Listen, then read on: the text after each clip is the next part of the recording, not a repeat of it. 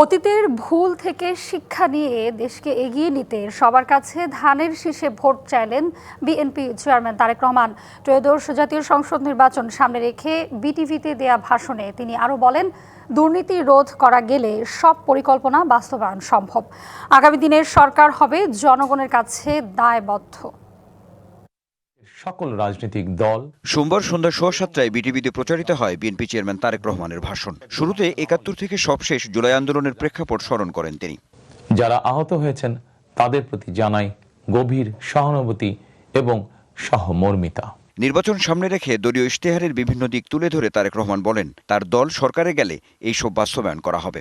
বেকার সমস্যা নিরসনের লক্ষ্যে ব্যাংক, বীমা, পুঁজিবাজার সহ দেশের অর্থনৈতিক খাতের সার্বিক সংস্কার, অঞ্চল ভিত্তিক অর্থনীতিকে চাঙা করা এবং শিল্প ও বাণিজ্যে দেশি বিদেশি বিনিয়োগ বৃদ্ধির মাধ্যমে দেশে বিদেশে ১ কোটি কর্মসংস্থান তৈরির লক্ষ্যমাত্রা নির্ধারণ করা হয়েছে। নারীর অর্থনৈতিক ক্ষমতায়নের প্রতীক হিসেবে ফ্যামিলি কার্ড প্রদান সহ শিক্ষার প্রসারে কাজ করার প্রতিশ্রুতি উঠে আসে ভাষণে। তুলে ধরেন কৃষক কার্ডের বিস্তারিত, জোর দেন তথ্য প্রযুক্তিতে। পরিবারগুলোর নারী প্রধানের নামে ফ্যামিলি কার্ড ইস্যু করা হবে, তবে প্রথম পর্যায়ে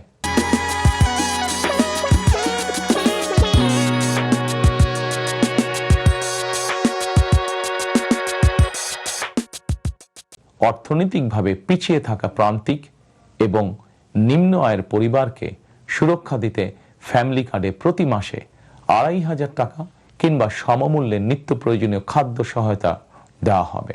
দুর্নীতি রোধ করা গেলে সকল পরিকল্পনা বাস্তবায়ন সম্ভব উল্লেখ করে এবারের নির্বাচনে জয়ী হলে নিজেদের অবস্থানও পরিষ্কার করেন বিএনপি চেয়ারম্যান। আগামী দিনে সরকার হবে জনগণের কাছে দায়বদ্ধ। দেশে দুর্নীতি নিয়ন্ত্রণে যতটা কঠোর হওয়া যায় বিএনপি সরকার ইনশাল্লাহ ততটাই কঠোর হবে। অতীতের ভুল থেকে শিক্ষা নিয়ে দেশকে এগিয়ে নিতে সবার কাছে ধানের শীষে ভোটও চান তিনি। অঙ্গীকার করেন নিরাপত্তা নিশ্চিতের পাশাপাশি মানুষের পাশে থাকার।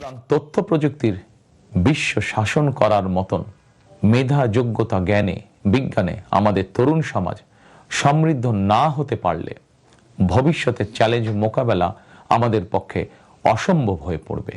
দলীয়ভাবে রাষ্ট্র মেরামতের ৩১ দফাকে শুভ উদ্যোগ উল্লেখ করে সাবেক রাষ্ট্রপতি জিয়াউর রহমান ও সাবেক প্রধানমন্ত্রী বেগম খালেদা জিয়ার দেখানো পথে হাঁটার অঙ্গীকারও করেন তারেক রহমান।